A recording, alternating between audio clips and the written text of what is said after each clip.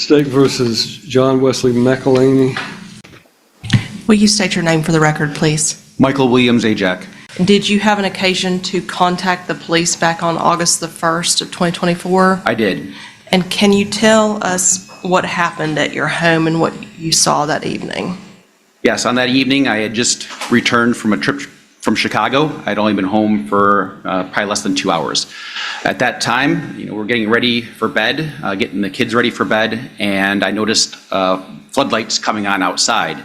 The floodlights are motion activated, so I thought it was suspicious. And as I walked around the house, I saw more floodlights going off. So I went out on the front porch, at which point I encountered Mr. McElhaney and asked him to leave. I asked him, he said he was there to see John.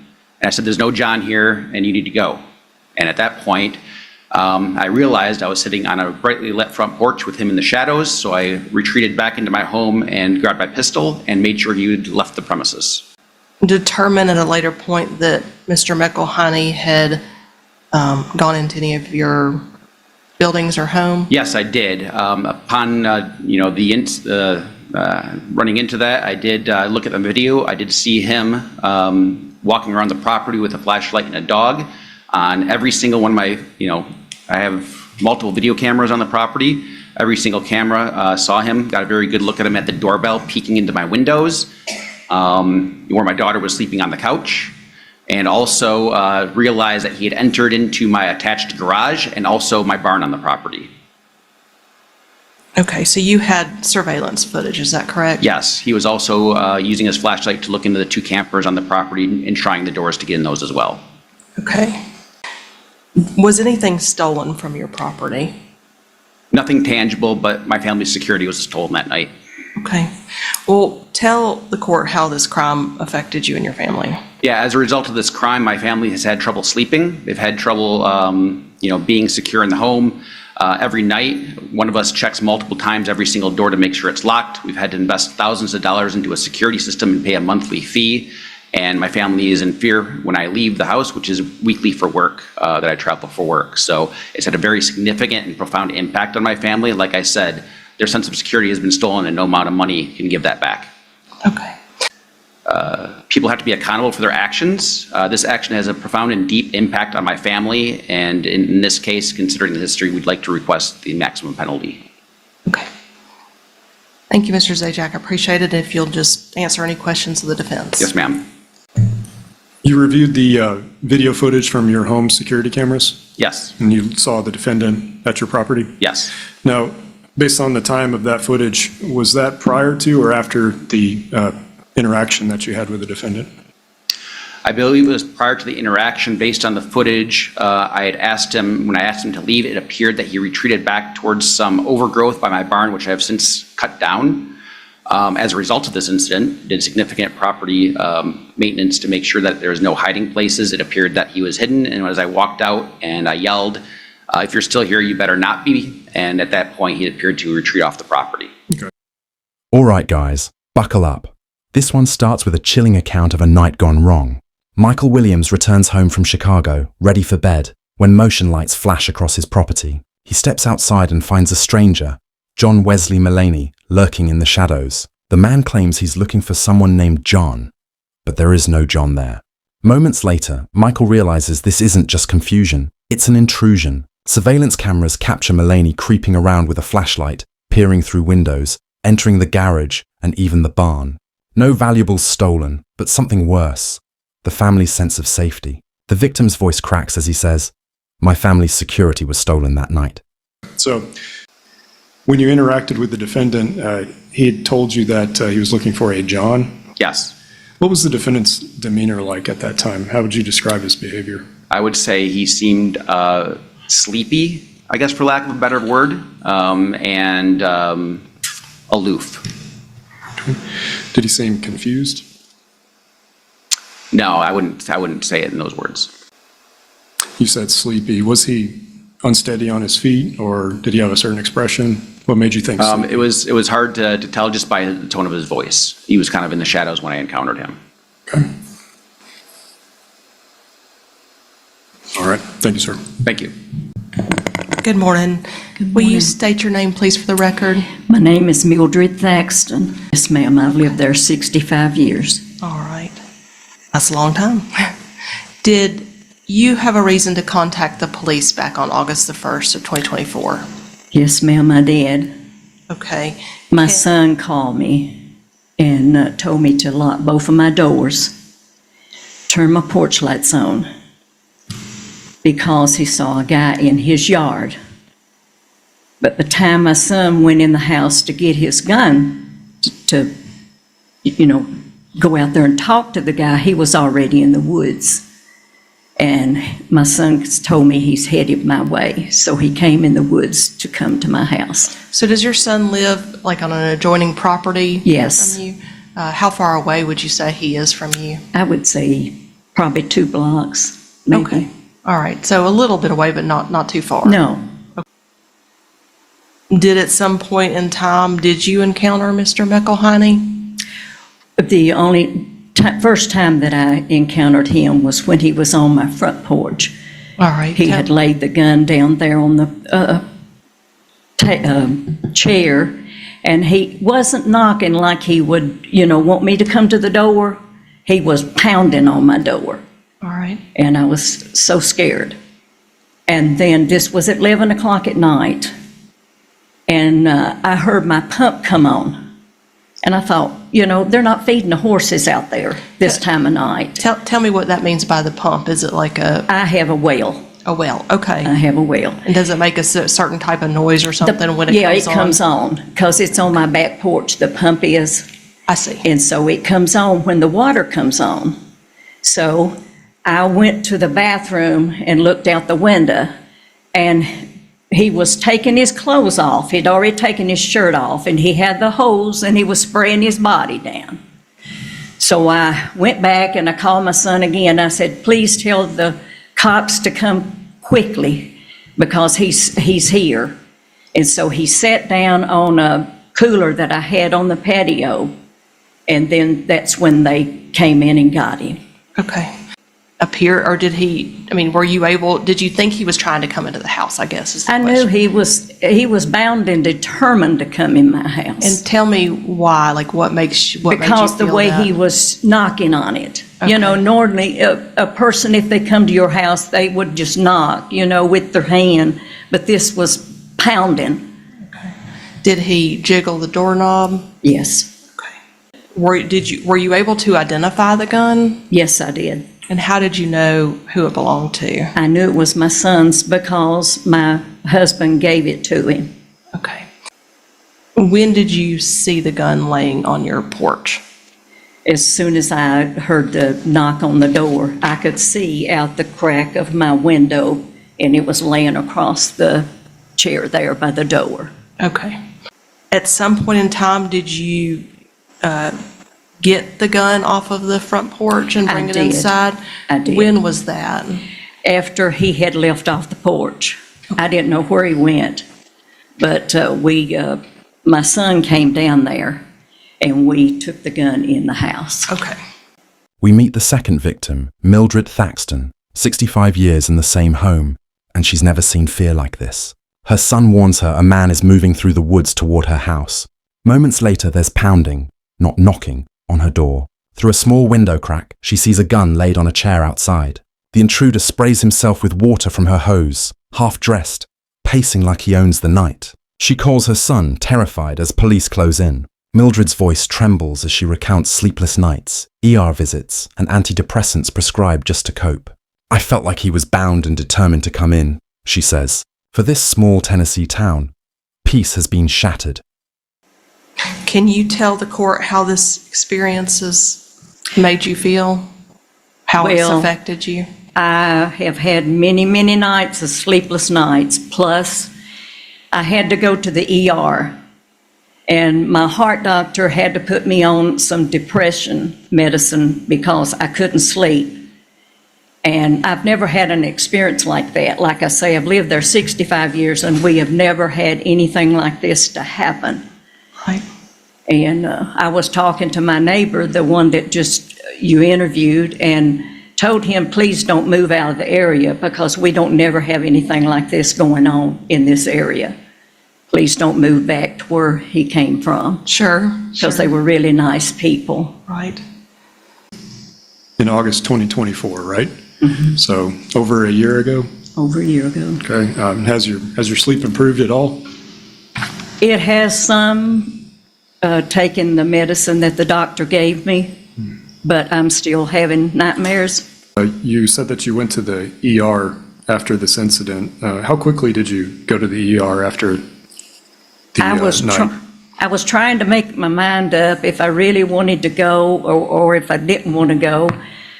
I didn't call any of my family. I just got in my car and I drove myself over there, which I shouldn't have done because I was in such a state of mind, but I did. Was that the next day or how soon after? That was that morning at 1 o'clock. So in the middle of the night, you went to the ER after this? Right. Okay. Well, what did you take the pounding to indicate? I think maybe he thought that if he pounded hard enough that the door would come open because I live in an older home.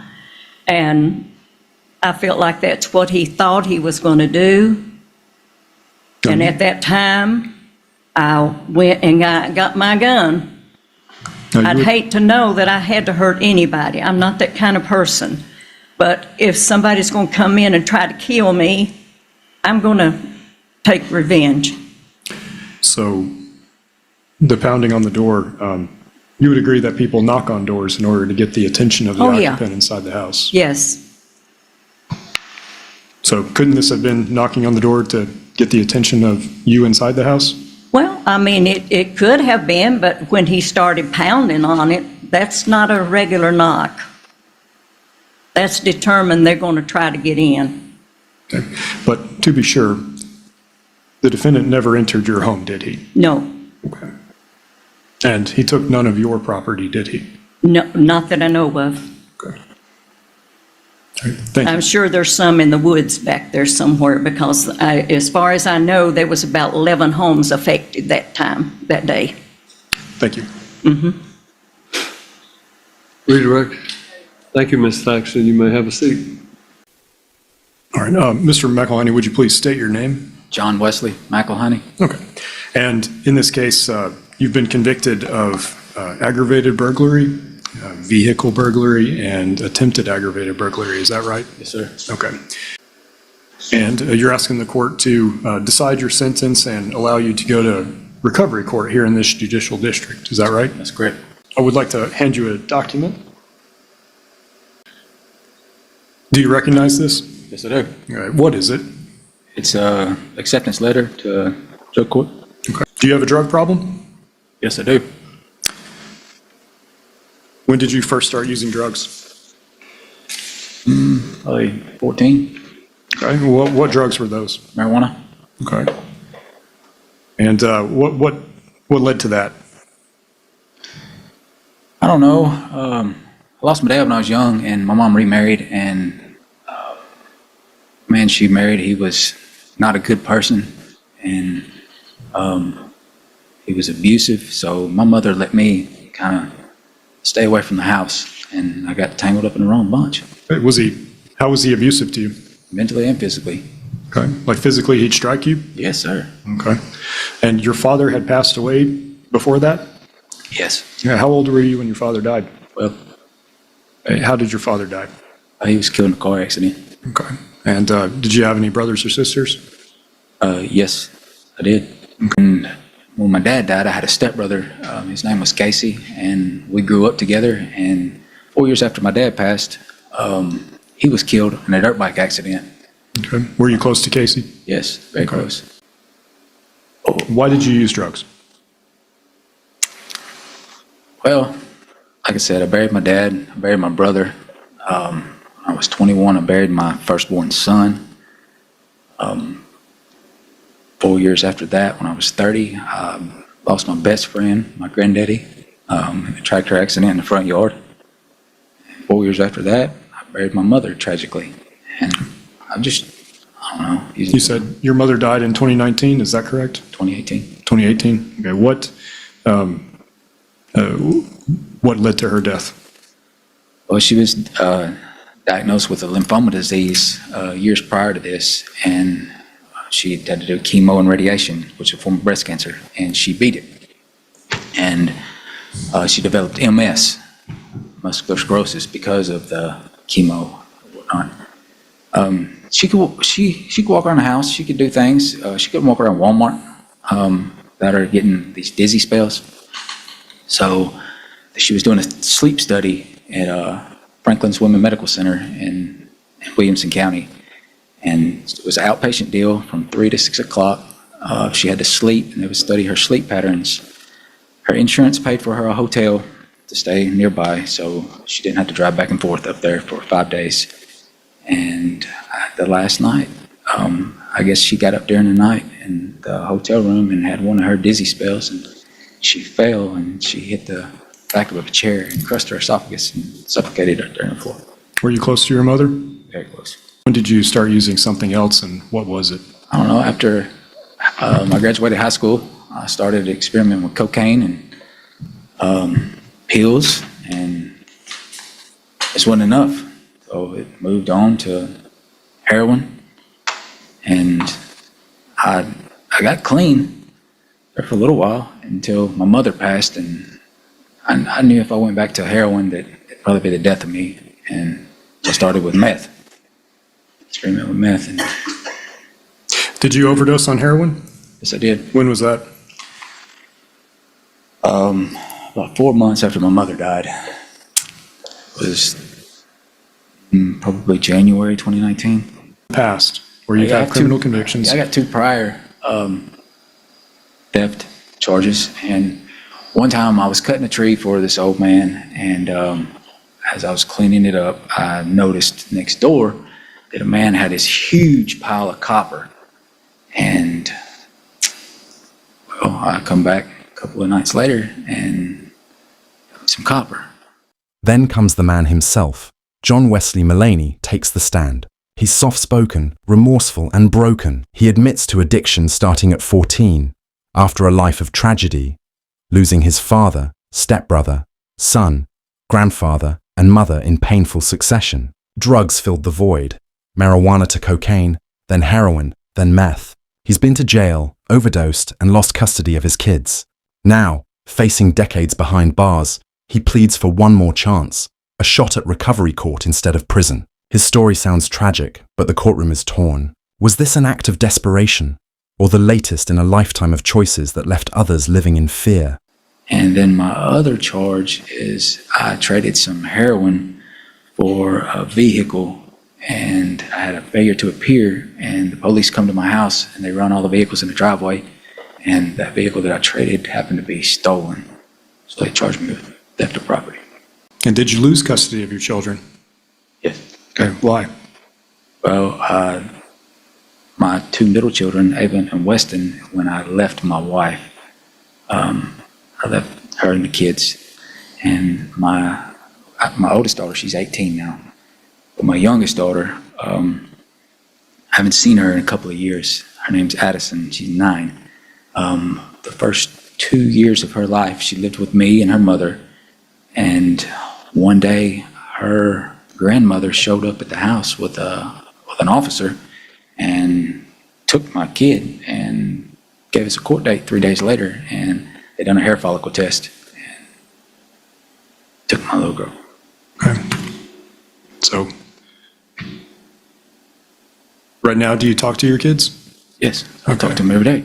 And they contact you in the jail? Yeah, I have it. It's called a chirp. We can text message back and Okay. forth, and I talk to all of them.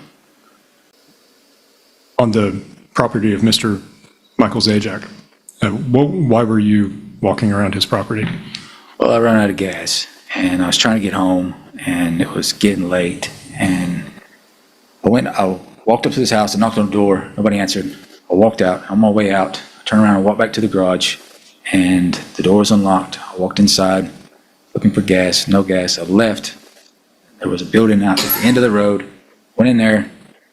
I was looking for some gas, man. I wasn't trying to. What kind of vehicle were you driving? I was on a four-wheeler. Okay. Mr. Zajac come out, and I left. I was sitting down at the community center. Police pulled up, questioned me, and I said, "Oh, I'm walking home." So I on my way home, I've seen them coming, so I got off the road because I didn't want to have any more contact with them. And that's when I was walking through Mr. Thaxton's yard, and he come out and saw me, and it was hot. I got me a drink of water at Mrs. Thaxton's, and that's when they got me. Okay. And did you take any property from anyone? No, I did not.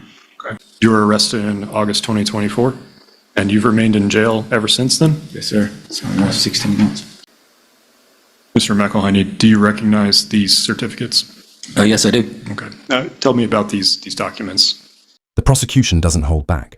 They describe Mulaney's record, 2 decades of thefts and burglaries, a man who never stopped offending.